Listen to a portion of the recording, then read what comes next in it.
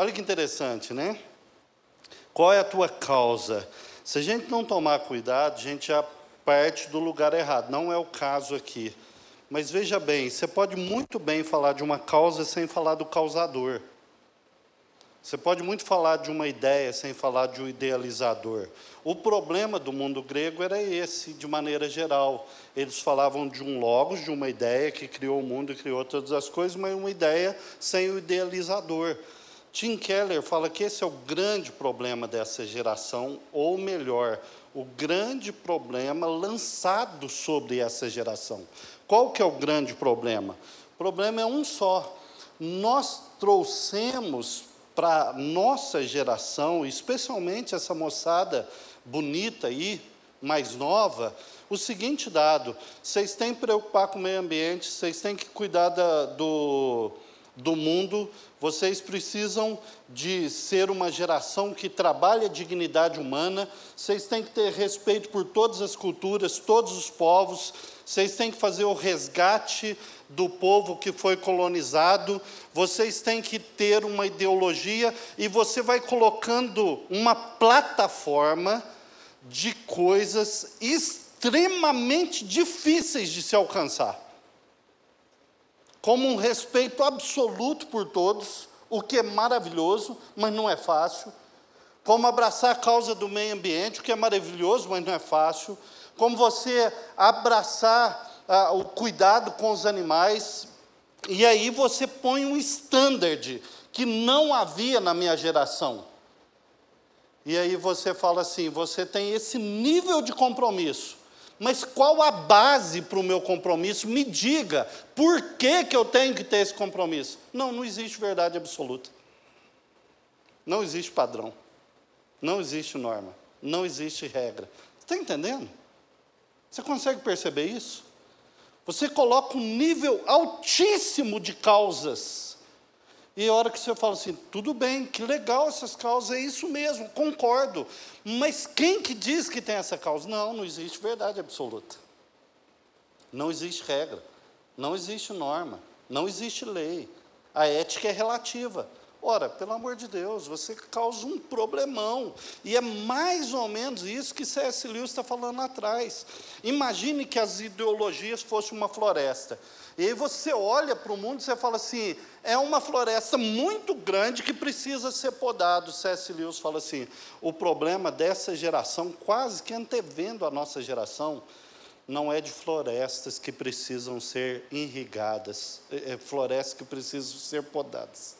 O problema da nossa geração é desertos que precisam ser irrigados. Você consegue entender isso? Nós estamos achando que essa geração tem causas demais, tem valores demais. Mas quando você vai ver, falta fundamentos, falta base, falta razão de ser. E aí, irmãos, com dor no coração é que eu falo isso. Olha quantas pessoas que não aguentam mais viver. Olha quantos jovens e adolescentes tentando se matar. Olha os níveis de ansiedade. Não é uma floresta que precisa ser podada, é um deserto que precisa ser irrigado. E por que esse deserto precisa ser irrigado? Porque nós perdemos os fundamentos. Nós falamos de causa sem causador. Nós falamos de lutas sem alguém que dá razão por que lutar. Nós damos um standard enorme de valores que são maravilhosos, mas dizemos que não há verdade absoluta. A gente causa um estrago que não tem tamanho, causa um nó que a pessoa perde totalmente a sua caminhada. É por isso que eu quero, antes de chegar no Efésios 3, começar no Efésios 1. E aí você vai entender o que eu estou falando.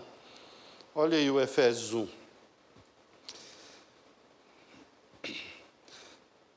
Paulo, apóstolo de Cristo Jesus, por vontade de Deus, aos santos que vivem em Éfeso e fiéis em Cristo Jesus. Graça a vós outros e paz da parte de Deus, nosso Pai, e do Senhor Jesus Cristo.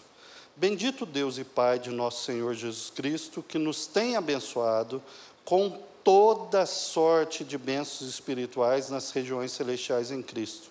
assim como nos escolheu nele antes da fundação do mundo, para ser santos e irrepreensíveis perante ele, e em amor nos predestinou para ele, para a adoção de filhos, por meio de Jesus Cristo, segundo o beneplácito, a boa vontade, para louvor da glória de sua graça, que ele nos concedeu gratuitamente no amado, no qual temos a redenção pelo seu sangue, a remissão dos pecados, segundo a riqueza da sua graça, que Deus derramou abundantemente sobre nós, em toda sabedoria e prudência, desvendando-nos o mistério da sua vontade, segundo o beneplácito que propusera em Cristo, de fazer convergir nele, na dispensação da plenitude dos tempos, todas as coisas, tanto as do céu como as da terra. Nele digo, no qual fomos também feitos herança, predestinados segundo o propósito daquele que faz todas as coisas, conforme o conselho da sua vontade, a fim de sermos para louvor da sua glória, nós os que de antemão esperamos em Cristo, em quem também vós, depois que ouviste a palavra da verdade, o evangelho da vossa salvação, tendo nele crido, fostes também selados com o Espírito da promessa, o qual é o penhor da nossa herança, até o resgate da sua propriedade em louvor da sua glória. Por isso também eu, tendo ouvido da fé que há entre vós no Senhor Jesus, e o amor para com todos os santos, não cesso de dar graças por vós, fazendo menção de vós nas minhas orações, para que o Deus de nosso Senhor Jesus Cristo, o Pai da glória, vos conceda espírito de sabedoria e de revelação no pleno conhecimento dele, iluminados os olhos do vosso coração, para saberdes qual a esperança do seu chamamento, do seu propósito, da sua causa, qual a riqueza da glória da herança nos santos, e qual a suprema grandeza do seu poder para os que cremos, segundo a eficácia da força do seu poder, o qual ele exerceu em Cristo, ressuscitando dentre os mortos e fazendo assentar à sua direita nos lugares celestiais, acima de todo principado e potestade, poder e domínio, e do nome que se possa referir não só no presente século, mas também no vindouro, e pôs todas as coisas debaixo dos pés, e para ser o cabeça sobre todas as coisas o deu à igreja, o qual é o seu corpo, a plenitude daquilo que a tudo enche em todas as coisas. Amém. Deus, fala conosco para a glória do teu nome. Em nome de Jesus, dá-nos espírito de sabedoria e revelação, abra os olhos do nosso coração e dá-nos um banho da tua graça nessa noite, Pai. Que teu espírito haja com poder no nosso meio, abrindo os nossos olhos, enlarguecendo a nossa visão, ampliando a nossa vontade e fazendo-nos ver a gloriosa graça que nos alcançou, para que tenhamos tranquilidade de abraçar a causa do Senhor, para a glória do teu nome, em nome de Jesus. Amém. Antes de falar da causa, nós pensamos do causador, e aqui está. Paulo é muito claro como que ele coloca a coisa aqui, né? Como que ele traz para a gente qual que foi o propósito eterno de Deus, qual que foi o alvo de Deus, o que estava no coração de Deus antes de criar todas as coisas. E a carta de Efésios, e na verdade toda a Bíblia, é uma história só. É uma história só, a história do amor de Deus. A história de como que Deus trouxe de maneira visível o seu projeto invisível.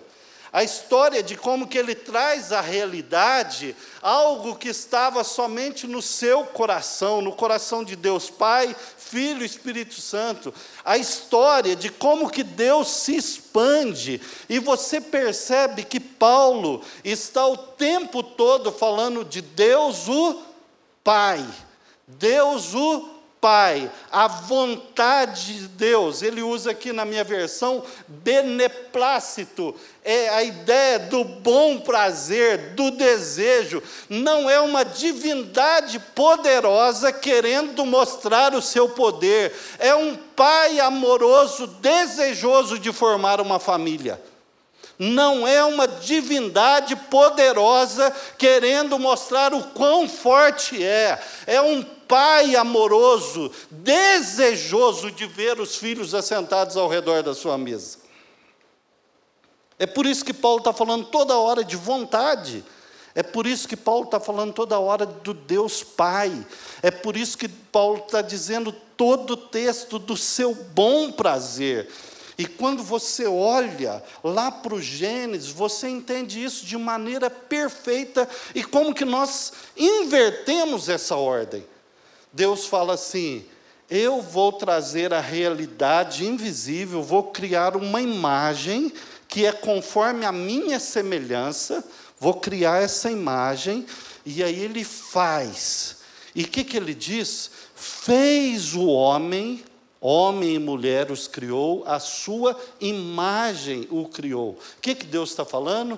Eu estou fazendo alguém igual a mim, parecido comigo, para me representar. Os reis da antiguidade, quando dominavam terras e povos, como eles não poderiam estar em todos os lugares no mesmo momento, o que eles faziam? Uma imagem deles.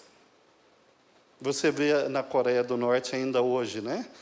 Tem mais de 7.000 imagens do ditador espalhadas por toda a Coreia. Toda hora que o pessoal olha na imagem, eles lembram? Deus falou, eu vou fazer uma imagem, alguém que parece comigo. Aí diz assim, e Deus os abençoou. Abençoou aqui não é uma ideia mágica, irmãos. Abençoar aqui não é dar alguma coisa. Abençoar aqui não é dar um sentimento. Abençoar aqui é a ideia de plenificou, abasteceu, supriu, colocou o que tinha de melhor nele. A ideia de colocar, dar em você, repartir com você tudo que você precisa para ter uma vida bonita, plena, abençoada, exuberante. Abençoou Deus. É a ideia que Deus falou assim, você está pleno, você está suprido, não há lacunas na sua vida. Tudo que você precisa para uma vida realizada, está aí. Tanto é que o jardim do Éden, né, a gente fala jardim do Éden, na verdade Éden é a terra, o planeta Terra, e jardim é um lugar dessa terra. E sabe o que significa Éden no hebraico? Prazer, deleite, delícias. Um Deus que abençoa e põe num lugar de delícia. E aí Deus falou assim, agora sede frutífero, frutifica. Já que você parece comigo, você é pleno de mim, então reparta, distribua, organize, haja, viva. Viva como alguém pleno que se expande. Viva como alguém pleno que reparte. Viva como alguém que tem a despensa lotada, que chama para a mesa e distribui. E aí apareceu um ser.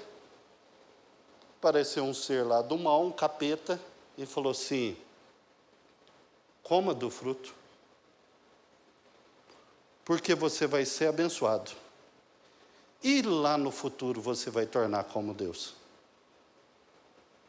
Uau! Está entendendo? Deus falou assim, ó, você parece comigo, você está pleno, abençoado, e você frutifica, expanda, distribua, compartilhe, extravase. Aí vem alguém e fala assim, coma o fruto, porque se você comer muito, você vai ser abençoado.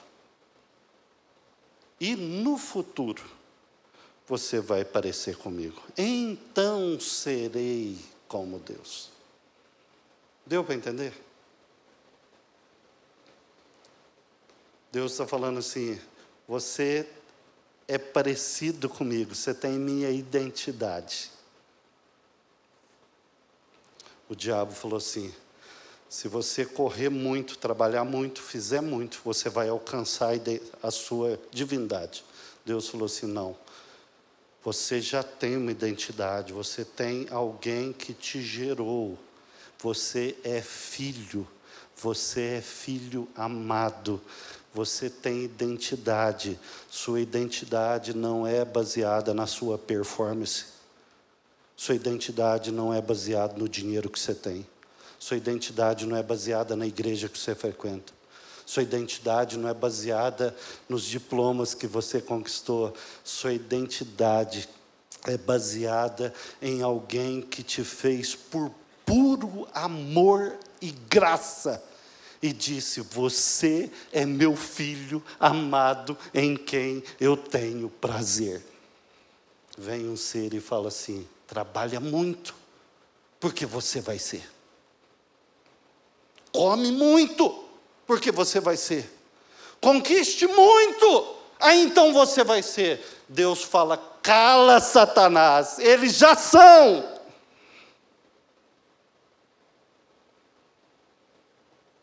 Eles já são. E nós, às vezes, caímos no engodo do diabo e usamos até a religião para isso. Deixa eu orar muito para mim ser. Deixa eu buscar a Deus muito, aí eu vou ser alguém. No dia que eu tiver aquele carro, aí vão me respeitar. Para, em nome de Jesus. Deus disse, você é criado à minha imagem e semelhança. Você é meu filho, amado. E eu tenho prazer em você. Você quer ver como que isso acontece em Jesus? Jesus nasceu, cresceu lá na família dele, ajudando o pai, etc. Aos 33 anos ele foi batizado. Ele não tinha feito um milagre, que a gente saiba, não tinha curado ninguém, não tinha discipulado uma pessoa, que a gente saiba, não tinha feito nada. Uma voz dos céus fende os céus e diz assim, esse é o meu filho amado, em quem eu tenho todo o meu prazer.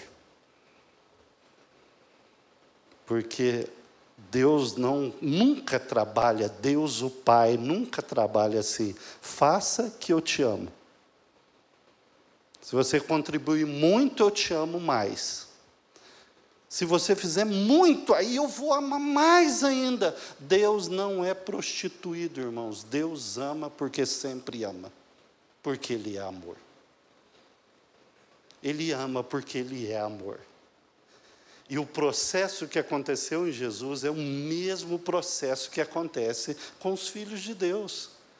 A história de Jesus é a história daquilo que vai acontecer com os filhos de Deus.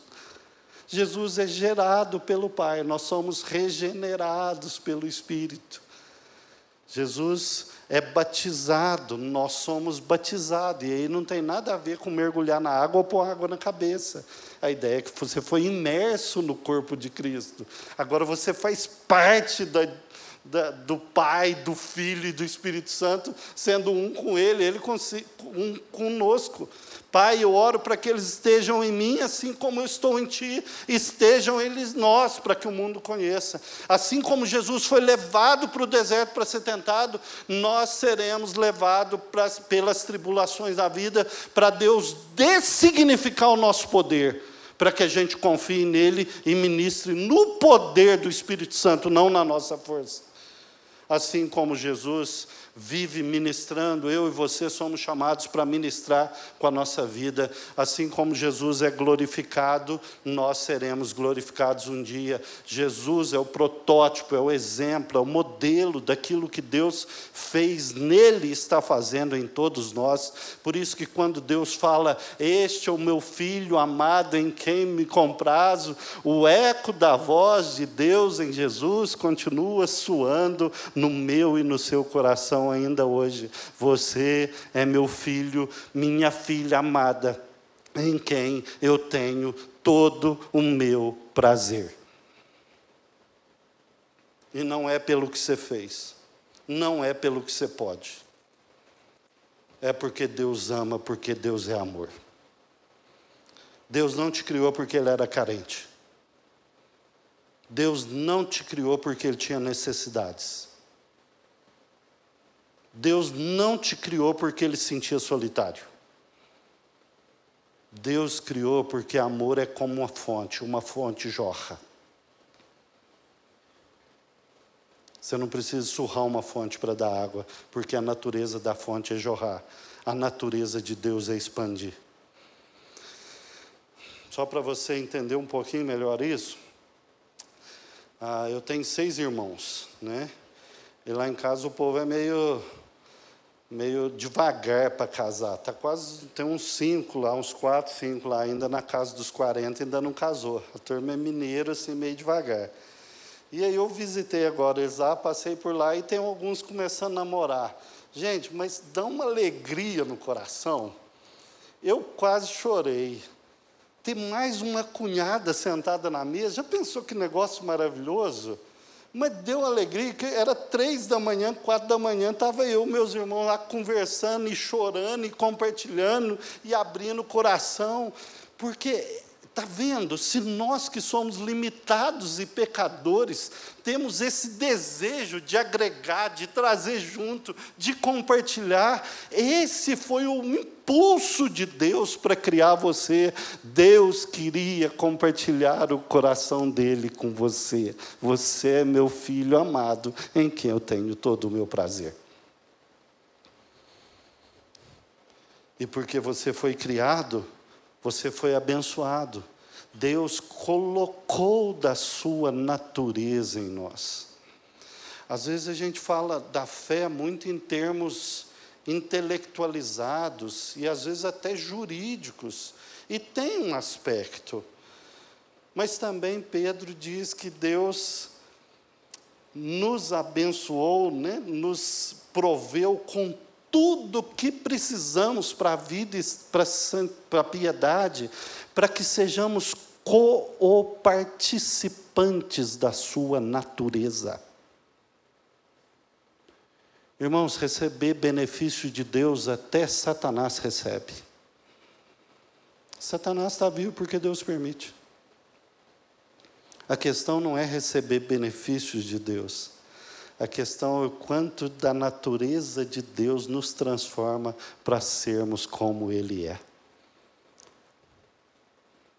Esse foi o intento de Deus. Quando Deus abençoa, Ele planifica. E é isso que Paulo está falando aqui. Nos abençoou em Cristo Jesus, segundo o beneplácito da sua vontade, pelo seu grande prazer. Deus queria e quis e quer compartilhar da sua natureza com nós, para que assim como alguém vê o Filho e enxerga o Pai, as pessoas ao olhar para nós, entendam como Deus é. Esse é o alvo de Deus.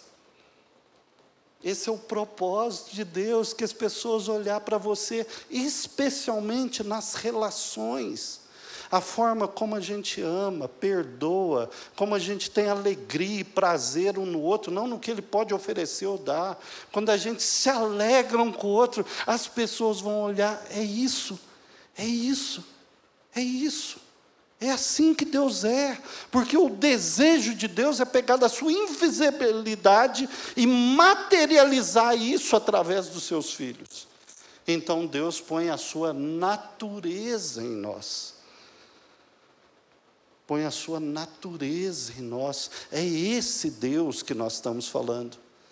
É esse Deus que vai propor uma causa, ou Paulo vai entender uma causa, mas antes dele falar de uma causa, ele está falando de uma relação. Antes dele falar de algo para você fazer, ele está falando de quem você é. Antes dele falar de um trabalho para fazer, ele está falando da sua identidade. Antes dele querer que você produza algo, ele está dizendo quem você é e do interesse dele em você. Deus não precisaria de ninguém para fazer o que nós estamos fazendo. Você pai, você mãe, quando você precisa lavar um carro, lavar a garagem ou qualquer coisa, você chama o seu filho. Você está preocupado em ter uma garagem limpa? A última coisa que você faria é trazer o filho. Vai dar mais trabalho do que resolver. Eu lembro, acho que é o Carlinhos, né, que conta, comprou uma Brasília nova lá e o filho chegou e falou, pai, o que você está fazendo? Eu estou lavando o meu carro. E nesse período alguém o chamou. E ele foi atender a pessoa. Quando ele volta, o filho tinha pegado a bucha e lavado o carro novo com bucha e areia e tudo mais. Irmãos, o nosso trabalho para Deus, às vezes, a gente mais atrapalha do que ajuda. Sabe por que Deus chama a gente? Porque no processo de fazer, Ele compartilha o coração dele conosco. Assim como um pai chama o filho para ajudar, não é porque ele quer um serviço bem feito. Ele chama porque ele está formando um quem perfeito, segundo a sua imagem. Nós temos uma razão para viver. Nós temos um fundamento para a nossa causa. Nós não estamos trabalhando por uma religião. Nós estamos vivendo numa relação com uma pessoa que diz quem nós somos. Que diz que nós somos gerados em amor. E porque quem nós somos e porque nós fomos gerados em amor, como Deus é um Deus que expande, nós também somos seres que frutificamos. Na relação uns com os outros, nós trocamos nossas pobrezas, nós trazemos cada um o que tem, um se alegra com o outro, um ajuda o outro, porque o pai sempre tem recursos para os seus filhos, sempre haverá recursos. Olha o que Paulo diz aqui, Deus tem nos abençoado em Cristo Jesus com toda sorte de bênçãos espirituais nas regiões celestes. Pedro vai dizer, tudo que necessitamos para a vida e para a piedade o Pai já deu. Jesus diz assim, o reino dos céus é semelhante a um homem que distribuindo talentos saiu de viagem. Não é alguém que cobra sem dar. Não é alguém que pede sem oferecer. Não é alguém que vem querer fazer o acerto sem prover. Pelo contrário, é um Deus que sempre se antecede. Por isso que o diabo coloca Deus como expectativa de futuro, porque a maioria, para não dizer todas as nossas frustrações e dores na vida, foram e são por causa das nossas expectativas. Em vez de a gente trabalhar com a vontade de Deus, a gente trabalha com os nossos ideais. Ideais vêm de idolatria. E toda idolatria precisa ser frustrada para que a gente conheça a vontade do Pai. E todos nós aqui que temos um pouquinho mais de tempo de vida, a gente sabe que a gente chegou onde chegou e a gente dá graças a Deus por estar onde está e a gente sabe que nem nos melhores sonhos da nossa vida a gente conseguiria projetar estar onde nós estamos. E a coisa melhor que aconteceu nessa vida foi Deus frustrar as nossas expectativas e idealizações. Se Deus permitisse que os meus sonhos se realizassem, possivelmente eu não o conheceria hoje. Por isso que é a vontade do Pai, não é o poder de Deus. É por isso que Jesus diz que no último dia não estará na fila macumbeiros, ele não fala de nada disso. Idólatra, o que ele fala? No último dia vão aparecer, Senhor, em teu nome, usamos o teu poder, fizemos milagre, em teu nome expelimos demônios, em teu nome falamos novas línguas e etc. O que ele vai dizer? Apartai-vos de mim, porque não conheceram a vontade do Pai. Nós vamos pensar na nossa causa, nós vamos falar da nossa causa. Mas antes de falar da causa, a gente precisa de pensar no causador. Que nós temos um Pai. E porque nós temos um Pai, nós não estamos perdidos, nós temos identidade. Não queira, em nome de Jesus, não queira basear a sua identidade nas suas emoções. Hoje se fala muito de autoestima, né? Autoestima, autoestima. Só que há um desenvolvimento histórico que vai trabalhando, né? O homem é o que pensa, o homem é os sentidos, o homem, etc. E a gente chegou no homem é o que sente. Hoje nós somos seres a partir do que sentimos. Só que não existe nada mais volúvel do que sentimento.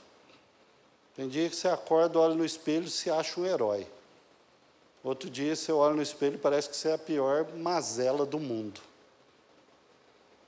Você não é nem herói, nem mazela. Você é um pecador amado por Deus. E a sua identidade é baseada no que o Pai diz de você, não as suas emoções. Não são os seus sentimentos que dizem quem você é. Eu sou quem dizes que eu sou, é o que cantamos. E Deus diz, você é filho amado, em quem eu tenho prazer. Ele diz que você é filho amado, Ele te deu uma natureza, Ele te formou, te gerou em amor. E Ele fala, agora frutifique. Não é produza. Produto é coisa de fábrica. Essa é outra confusão que a gente faz. Produto é coisa de fábrica, de máquina, não tem tempo, não tem estação, não tem descanso, não tem nada. Fruto não, fruto é sazonal. Antes de vir o fruto teve flor, perfume, beleza. Antes de vir um fruto tem toda uma graciosidade ali, os pássaros vão fazer o ninho nas árvores. Não tem fruto ainda, mas os jovens amantes querem tirar uma foto à sombra da árvore. Tem cheiro, tem cor, tem beleza e tem o fruto. Aí o fruto é na hora certa. E isso é muito doido, porque você já deve ter percebido que às vezes o momento que você mais frutifica é o momento que você acha que não está frutificando nada. É nos momentos de maiores dores da vida que as pessoas são impactadas pelo seu testemunho e você acha que sua vida não está frutificando nada. Deus está falando para você e para mim que nós vamos frutificar. E frutificar não tem a ver com o que nós fazemos, mas com quem nós somos. O bom perfume de Cristo. A carta aberta de Deus. O sal da terra. A luz do mundo. E é esse o plano de Deus. Você é meu filho amado, você tem identidade. Você foi abençoado, você tem uma natureza gerada em amor e você tem um propósito, seja frutífero. Aí o diabo vem e fala assim, no dia que você comer muito, aí você vai ser abençoado, aí no futuro você vai parecer com Deus. Deus está falando assim, é totalmente o contrário, você já parece comigo, você já está abençoado. Seja frutífero a partir de quem você é, meu filho amado. Que derrama da minha natureza onde você vai, onde você vive. Que Deus nos ajude, amém, irmãos? Nós temos um fundamento sólido. Nós não estamos perdidos. Não estamos perdidos. Pode ter 1000 causas, 1000 vozes, pode o mundo pegar fogo. Nós temos Pai. Nós temos família. Nós temos uma natureza, fomos gerados em amor. O que nós precisamos é alimentar a nossa mente na palavra, o verbo vivo. O que nós precisamos não é sair fazendo que nem um louco, mas é rememorar sempre quem eu sou. A gente fica querendo trabalhar circunstâncias. Esqueça as circunstâncias. Lembre sempre da sua condição. É a sua condição, não é a sua situação. Situações mudam. Condição não muda. Filho amado em quem eu tenho todo o meu prazer, meu deleite. E eu vou terminar. Esses dias, conversando com um colega, ele falou, tá bom, Leão, mas como é que eu faço? Como é que é esse negócio? Como que dizendo, quem me garante? Aí Deus falou assim, tá bom, eu te dou minha palavra. Se você quer uma garantia, que eu vou cuidar de você, que eu te amo, eu te dou minha palavra. Afinal de contas, não tem ninguém maior que eu, então eu tenho que jurar por mim mesmo. Isso não basta, eu vou pegar meu filho e pendurá-lo na cruz.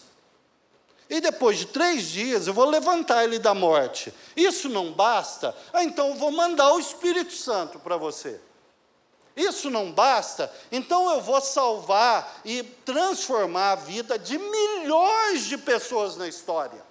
Isso não basta? Então eu vou mandar o Espírito Santo para transformar o seu próprio coração de maneira irrefutável. Sabe por quê? Deus empenhou a sua palavra como um pai amoroso, que há de cuidar da nossa vida, do começo ao fim, porque Ele é um Deus eterno. O resto é resto. Situações mudam, condição não. O seu filho é seu filho, se ele sair de casa ou ficar em casa, se ele casar ou deixar de casar, se ele te obedecer ou não obedecer, ele é filho. Você é meu filho amado, em quem me comprazo.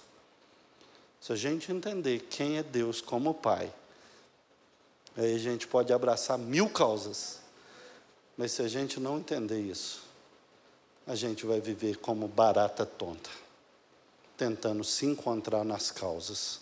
Causas não são para você se encontrar, causas são para você revelar quem você é em Deus e revelar o amor de Deus ao mundo. Que Deus nos ajude, para a glória do seu nome. Amém?